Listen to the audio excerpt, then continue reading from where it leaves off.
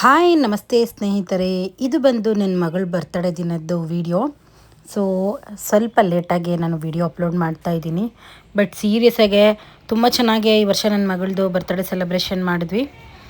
ಅಂದರೆ ನಾನೇನು ಮಾಡಬೇಕು ಅನ್ನೋ ಪ್ಲ್ಯಾನ್ ಇರಲಿಲ್ಲ, ಯಾಕಂದರೆ ನಾನು ಹೋದ ವರ್ಷವೇ ತುಂಬ ಚೆನ್ನಾಗಿ ಮಾಡಿದ್ದೆ. ಅಂದರೆ ಅವಳಿಗೆ ಯಾವ್ಯಾವ ಥರ ಸರ್ಪ್ರೈಸ್ ಕೊಡಬೇಕು ಆ ಥರ ಎಲ್ಲ ಸರ್ಪ್ರೈಸ್ ಕೊಟ್ಟಿದ್ದೆ. ಬಟ್ ಈ ವರ್ಷ ಏನು ಮಾಡೋದು ಬೇಡ, ಅವಳು ಅವ್ರ ಫ್ರೆಂಡ್ಸ್ ಜೊತೆ ಸೆಲೆಬ್ರೇಷನ್ ಮಾಡ್ಕೊಂಡಿದ್ಲಲ್ವ, ಸೊ ಅಲ್ಲೇ ಎಂಜಾಯ್ ಮಾಡ್ಕೊಂಡು ಬರಲಿ ಅಂತ ಸುಮ್ಮನೆ ಇದ್ದೆ. ಬಟ್ ನನ್ನ ಫ್ರೆಂಡ್ಸ್ಗಳು, ನನ್ನ ತಂಗಿದಿರು ಸುಮ್ಮನೆ ಬಿಟ್ಟಿಲ್ಲ. ಇಲ್ಲ ಅಕ್ಕ, ನಾವೆಲ್ಲ ಸೇರಿ ಅವಳಿಗೆ ಬರ್ತ್ಡೇ ಮಾಡೋಣ, ಯಾಕೆ ಮಾಡದೇ ಇರೋದು ಅಂತ ಹೇಳ್ಬಿಟ್ಟು. ಆ್ಯಕ್ಚುಲಿ ನಾನು ಅವತ್ತು ಮನೇಲಿ ಇರಲಿಲ್ಲ, ನಾನು ಒಂಚೂರು ಬ್ಯುಸಿ ಇದ್ದೆ. ನಂದು ಒಂದು ಕಿಟ್ಟಿ ಪಾರ್ಟಿ ಇತ್ತು. ಸೊ ನನ್ನ ಮಗಳು ಹೊರಗಡೆ ಹೋಗಿದ್ಲು. ನಾನು ಕಿಟ್ಟಿ ಪಾರ್ಟಿ ಮುಗಿಸ್ಕೊಂಡು ಬರೋಷ್ಟರಲ್ಲಿ ನಾನು 7 ಗಂಟೆ ಆಗೋಗಿತ್ತು. ನಾನು 7 ಗಂಟೆಗೆ ಮನೆಗೆ ಬರೋ ಅಷ್ಟರಲ್ಲಿ ನನ್ನ ಫ್ರೆಂಡ್ಸ್ಗಳೆಲ್ಲ ಸೇರಿ ನಮ್ಮ ಮನೇಲೆಲ್ಲ ಅಡುಗೆ ಮಾಡಿದರು. ಅಡುಗೆ ಅಂದರೆ ನಮ್ಮ ಅಮ್ಮನೇ ಮಾಡೋದು. ನಮ್ಮ ಮನೇಲಿ ಮಟನ್ನು ಚಿಕನ್ ಎಲ್ಲ ಮಾಡಿದರು. ಬಟ್ ಇವ್ರುಗಳೆಲ್ಲ ನಮ್ಮ ಅಮ್ಮಗೆ ಒಂದು ಸ್ವಲ್ಪ ಹೆಲ್ಪ್ ಮಾಡಿದ್ದಾರೆ. ಅಂದರೆ ನಾನು ಪ್ರತಿ ವರ್ಷವೂ ಔಟ್ ಸೈಡೇ ಮಾಡಿಬಿಡ್ತೀನಿ, ಮನೆಯಲ್ಲಿ ಮಾಡೋದಕ್ಕೆ ಹೋಗಲ್ಲ. ಯಾಕಂದರೆ ಮನೆಗೆ ಬಲೂನ್ ತೊಗೊಂಬರೋದು, ಅದನ್ನು ಊದಿ ಮಾಡೋದು, ತಿರ್ಗಾ ಮನೇಲೆಲ್ಲ ಗಲೀಜು ಅನ್ನೋ ಒಂದು ರೀಸನ್ಗೆ ನಾನು ಯಾವಾಗಲೂ ಅಷ್ಟೇ ನಮ್ಮ ಮನೆ ಹತ್ರನೇ ಒಂದು ಪುಟ್ಟದೊಂದು ಇವೆಂಟದು ಇದೆ. ಸೊ ಅಲ್ಲೇ ಮಾಡಿಬಿಡೋಣ ಅಂತ ಹೇಳ್ಬಿಟ್ಟು ನಾನು ಫಸ್ಟ್ ಅಂದ್ಕೊಂಡಿದ್ದೆ. ಆಮೇಲೆ ಅಯ್ಯೋ ಬೇಡ ಬಿಡು, ಅವಳ ಫ್ರೆಂಡ್ಸ್ ಜೊತೆ ಅವಳು ಸೆಲೆಬ್ರೇಷನ್ ಮಾಡ್ಕೊಂಡಿದ್ದಾಳಲ್ಲ ಅಂತೇಳಿ ಸುಮ್ಮನೆ ಆಗಿದೆ. ಬಟ್ ನನ್ನ ಫ್ರೆಂಡ್ಸು ನನ್ನ ತಂಗಿ ಫಸ್ಟೇ ಅವ್ರ ಹತ್ರ ಎಲ್ಲ ಮಾತಾಡಿ ಬುಕ್ ಮಾಡಿಬಿಟ್ಟಿದ್ಲು. ಸರಿ ಆಯ್ತಪ್ಪ ಅಂತೇಳಿ ಅಲ್ಲೇ ಸೆಲೆಬ್ರೇಷನ್ ಮಾಡೋಣ ಅಂತೇಳಿ ಹೋದ್ವಿ. ಬಟ್ ನನಗಂತೂ ತುಂಬ ಖುಷಿಯಾಯಿತು. ಆಮೇಲೆ ನನ್ನ ಮಗಳಿಗೂ ಅಷ್ಟೇ ತುಂಬ ಖುಷಿಯಾಯಿತು. ಯಾವಾಗಲೂ ಅಷ್ಟೇ ಅವಳಿಗೆ ಪ್ರತಿ ವರ್ಷವೂ ಅವಳಿಗೆ ಯಾವ ಥರ ಅಂದರೆ ಅವಳು ಬರ್ತ್ಡೇ ಅಂತಂದರೆ ನಾನೇ ಅದರಲ್ಲಿ ತುಂಬ ಎಂಜಾಯ್ ಮಾಡಿರ್ತೀನಿ. ಡ್ಯಾನ್ಸ್ ಮಾಡೋದು, ಹಾಡು ಹೇಳೋದು. ಬಟ್ ನನ್ನ ಮಗಳು ಸ್ವಲ್ಪ ತುಂಬ ಸೈಲೆಂಟು, ಅವಳು ಅಷ್ಟೊಂದು ಡ್ಯಾನ್ಸ್ ಎಲ್ಲ ಮಾಡಲ್ಲ. ಮತ್ತು ರೀಲ್ಸ್ ಎಲ್ಲ ಅವಳು ಸಾಮಾನ್ಯವಾಗಿ ಮಾಡಲ್ಲ. ಸುಮಾರು ನಾನು ಬೇಲಾಡಬೇಕು, ಸುಮಾರು ಸಲ ಹೇಳಿದ ಮೇಲೇ ಅವಳು ಕೂಡ ರೀಲ್ಸ್ ಮಾಡೋದು. ಬಟ್ ಅವಳಿಗೆ ಯಾವ ಥರ ಇಷ್ಟ ಆಗುತ್ತೆ ಅನ್ನೋದು ನನಗೆ ಗೊತ್ತಿದೆ ಅಲ್ವಾ. ಸೊ ಹಂಗಾಗಿ ಅವಳಿಗೆ ಇಷ್ಟ ಆಗೋ ಥರನೇ ನಾನು ಅವಳ ಜೊತೆ ಯಾವಾಗಲೂ ನಡ್ಕೊಳ್ಳೋದು. ಅದು ಬರ್ತ್ಡೇ ಅಂತ ಹೇಳ್ಬಿಟ್ಟು ಅಂತಲ್ಲ, ಬಟ್ ನಾನು ಡೈಲಿನೂ ಅಷ್ಟೇನೆ. ನಾವು ಯಾವತ್ತೂ ಅಮ್ಮ ಮಗಳು ಥರ ಇರಲ್ಲ, ಒಂದು ಒಳ್ಳೆ ಫ್ರೆಂಡ್ಸ್ ಥರ ಇರೋದು ನಾನು ಅವಳು. ಯಾಕೆ ಅಂತಂದರೆ ಈಗ ಮಕ್ಳ ಹತ್ರ ನಾವು ಯಾವಾಗ ಸ್ಟ್ರಿಕ್ಟ್ ಮಾಡಬೇಕು, ಯಾವಾಗ ಭಯ ಬೀಳಿಸ್ಬೇಕು, ಯಾವಾಗ ನಾವು ಫ್ರೀಯಾಗಿ ಬಿಡಬೇಕು ಅನ್ನೋದು ಫಸ್ಟ್ ಆಫ್ ಆಲು ಮನೆಯಲ್ಲಿ ತಾಯಿ ಆದವಳು ತಿಳ್ಕೊಂಡಿರಬೇಕು. ಸೊ ಹಂಗಾಗಿ ನಾನು ಪ್ರತಿಯೊಂದರಲ್ಲೂ ನನ್ನ ಮಗಳ ಬಗ್ಗೆ ನಾನು ತಪ್ಪು ತಿಳ್ಕೊಳ್ಳಲ್ಲ. ಆಮೇಲೆ ಕುತ್ಕೊಂಡು ಏನೇ ಒಂದಿದ್ರು ನಾವು ಇಬ್ಬರು ಮಾತಾಡ್ಕೋತೀವಿ. ಈಗ ಹೆಂಗೆ ನನ್ನ ಫ್ರೆಂಡ್ಸ್ಗಳ ಜೊತೆ, ನನ್ನ ತಂಗಿದ್ರ ಜೊತೆ ನಾನು ಮಾತಾಡ್ತೀನಿ, ಸೊ ಅದೇ ಥರನೇ ನಾನು ನನ್ನ ಮಗಳ ಜೊತೆ ಮಾತಾಡ್ಕೊಳ್ಳೋದು. ಅವಳಿಗೆ ಏನಾದರೂ ಬೇಜಾರಾಯಿತು ಅಂದರೆ, ಯಾಕೆ ಬೇಜಾರಾಗಿದೆಯಾ ಅಂದರೆ ಅವಳು ಏನಕ್ಕೆ ಬೇಜಾರು ಮಾಡ್ಕೊಂಡಿದ್ದಾಳೆ ಅಂತ ಹೇಳ್ತಾಳೆ. ಕೆಲವೊಂದೊಂದು ಮನೆಗಳಲ್ಲಿ ಮಕ್ಕಳು ಕಂಫರ್ಟಬಲ್ ಆಗಿರಲ್ಲ ತಂದೆ ತಾಯಿ ಜೊತೆ. ನಮ್ಮಮ್ಮ ಏನನ್ಬಿಡ್ತಾರಪ್ಪ, ನಮ್ಮಪ್ಪ ಏನನ್ಬಿಡ್ತಾರಪ್ಪ ಅನ್ನೋ ಥರ ಭಯ ಪಡ್ತಿರ್ತಾರೆ. ಬಟ್ ನಮ್ಮ ಮನೆಯಲ್ಲಿ ಆ ಥರ ಇಲ್ಲ. ನನ್ನ ಮಗಳು ಒಂಥರ ನನಗೆ ಫ್ರೆಂಡ್ಲಿ. ನನ್ನ ಮಗಳು ಹಾಕಿರೋ ಡ್ರೆಸ್ದು ತುಂಬ ಜನ ಲಿಂಕ್ ಕೇಳಿದ್ದೀರಾ. ಇದು ನಾನು ಆನ್ಲೈನಲ್ಲಿ ತೊಗೊಂಡಿಲ್ಲ, ಇದನ್ನು ಶಾಪಲ್ಲಿ ತೊಗೊಂಡಿರೋದು. ಅಂದರೆ ನನ್ನ ತಂಗಿ ಅವಳಿಗೆ ಅದನ್ನು ಗಿಫ್ಟ್ ಮಾಡಿದ್ದು. ಸರಿ ಅದೇ ಡ್ರೆಸ್ಸೇ ಹಾಕೋಣ ಅವಳು ಬರ್ತ್ಡೇಗೆ ಅಂತೇಳಿ. ಮತ್ತು ಆ ಡ್ರೆಸ್ಸು ಕೂಡ ತುಂಬ ಚೆನ್ನಾಗಿತ್ತು, ಗ್ರ್ಯಾಂಡಾಗಿತ್ತು. ಅಂದರೆ ಬರ್ತ್ಡೇಗೆ ಹಾಕ್ಕೊಳ್ಳೋ ಥರನೇ ಇತ್ತಲ್ವ. ಸೊ ಅದಕ್ಕೆ ಈವ್ನಿಂಗು ಕೇಕ್ ಕಟ್ ಮಾಡೋದಕ್ಕೆ ಅದನ್ನೇ ಹಾಕೋಣ ಅಂತೇಳಿ ನಾನು ಅಂದ್ಕೊಂಡೆ. ಅದು ಬೆಳಗ್ಗೆ ಅವಳು ಬೇರೆ ಫಾರ್ಮಲ್ಸ್ ಹಾಕ್ಕೋಬೇಕು ಅಂತ ಸುಮಾರು ದಿವಸಗಳಿಂದ ಅನ್ಕೋತಾ ಇದ್ಲು. ಸರಿ ಅವಳಿಗೆ ಇಷ್ಟ ಆಗೋ ಥರ ಫಾರ್ಮಲ್ಸು ಬೆಳಗ್ಗೆ ಹಾಕ್ಕೊಂಡಿದ್ಲು. ಈವ್ನಿಂಗು ನನಗಷ್ಟು ಪ್ಲ್ಯಾನ್ ಇರಲಿಲ್ಲವಲ್ಲ, ನನಗೆ ಗೊತ್ತಿತ್ತು ಇವರೆಲ್ಲ ಏನೋ ಮಾಡ್ತಿದ್ದಾರೆ ಅಂತ. ಬಟ್ ನಾನು ನನ್ನ ಮಗಳಿಗೆ ಹೇಳಿದ್ದೆ, ನೀನು ಅವ್ರು ಏನಾದರೂ ಪ್ಲ್ಯಾನ್ ಮಾಡಿದ್ರೆ ನೀನು ಇದೇ ಡ್ರೆಸ್ ಹಾಕೋ ಅಂತ ನಾನು ಫಸ್ಟೇ ಅವಳಿಗೆ ಹೇಳಿಟ್ಟಿದ್ದೆ. ಸೊ ಹಂಗಾಗಿ ಅವಳ ಡ್ರೆಸ್ ಹಾಕ್ಕೊಂಡು ಸೀರಿಯಸ್ಸಾಗಿ ನಾನಂತೂ ಈ ವರ್ಷ ತುಂಬಾ ಖುಷಿಯಾಗಿ ಎಂಜಾಯ್ ಮಾಡಿಕೊಂಡು ನನ್ನ ಮಗಳು ಬರ್ತ್ಡೇ ಮಾಡಿದ್ದೀವಿ. ಕೆಲವೊಂದೊಂದು ಫ್ಯಾಮಿಲಿಗಳಲ್ಲಿ ಈ ಥರ ಎಂಜಾಯ್ ಮಾಡಲ್ಲ ಅನ್ನೋದು ಫೀಲ್ ಇರುತ್ತೆ. ಯಾಕೆ ಅಂತಂದರೆ ನಾವು ಫಸ್ಟಿಂದನೂ ಇದೇ ಥರ ಇದ್ದು ನಮಗೆ ಅಭ್ಯಾಸ ಆಗೋಗ್ಬಿಟ್ಟಿದೆಯಲ್ಲ. ಈಗ ನನಗೇನು ಮುಜುಗರ ಅನಿಸಲ್ಲ. ಈಗ ಕೆಲವೊಬ್ರು ಅನ್ಕೋತಾರೆ, ಹೆಂಗೆ ಇವರು ಇಷ್ಟು ಕಂಫರ್ಟಬಲ್ಲಾಗಿ ಹಿಂಗೆಲ್ಲ ಡ್ಯಾನ್ಸ್ ಆಡ್ತಾರೆ. ಯಾಕಂದರೆ ಕೆಲವೊಂದೊಂದು ಮೆಸೇಜ್ಗಳು ನನಗೆ ಬಂದಿದೆ, ಮೇಡಮ್ ನೀವು ಹಿಂಗೆಲ್ಲ ಡ್ಯಾನ್ಸ್ ಮಾಡ್ತಿರಲ್ಲ, ನಿಮಗೇನು ಅನ್ಸಲ್ವ ಅಂತ. ಯಾಕೆ ಅನ್ಕೋಬೇಕು? ಈಗ ನೋಡಿ, ನಮ್ಮ ಮಕ್ಕಳಿಗೋಸ್ಕರ ನಾವು ಏನು ಮಾಡಿದ್ರೂ ತಪ್ಪಲ್ಲ.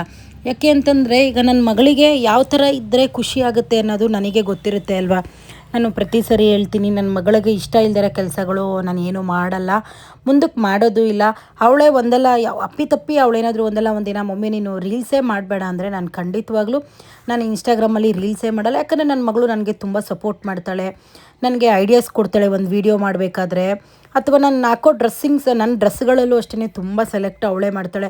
ಮಮ್ಮಿ ಈ ಡ್ರೆಸ್ಸಿಗೆ ಕೆಲವೊಂದೊಂದು ಸಲ ನನಗೆ ಗೊತ್ತಾಗಲ್ಲ, ಅಂದರೆ ಯಾವುದೋ ಡ್ರೆಸ್ಸಿಗೆ ಯಾವುದೋ ಇಯರಿಂಗ್ಸ್ ಹಾಕ್ಬಿಟ್ಟಿರ್ತೀನಿ, ಯಾವುದೋ ಚಪ್ಪಲಿ ಹಾಕ್ಬಿಟ್ಟಿರ್ತೀನಿ.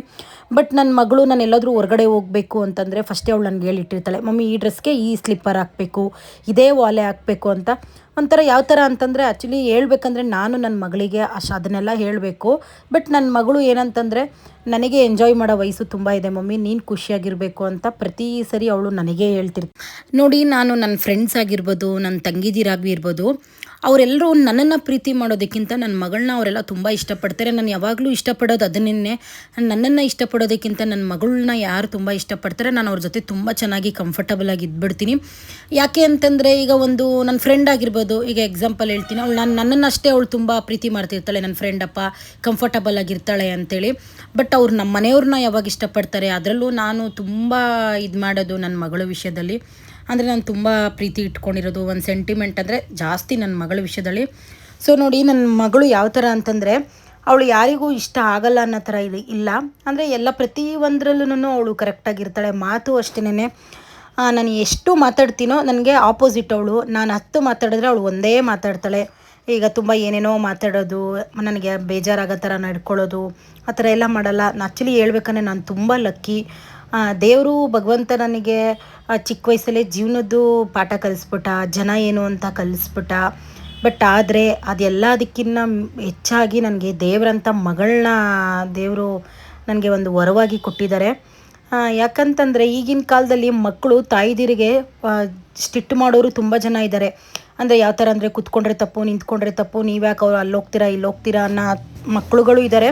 ಯಾಕಂದರೆ ನಾನು ಅಂಥದ್ದನ್ನು ತುಂಬ ನೋಡಿಬಿಟ್ಟಿದ್ದೀನಿ, ಕೇಳಿಬಿಟ್ಟಿದ್ದೀನಿ.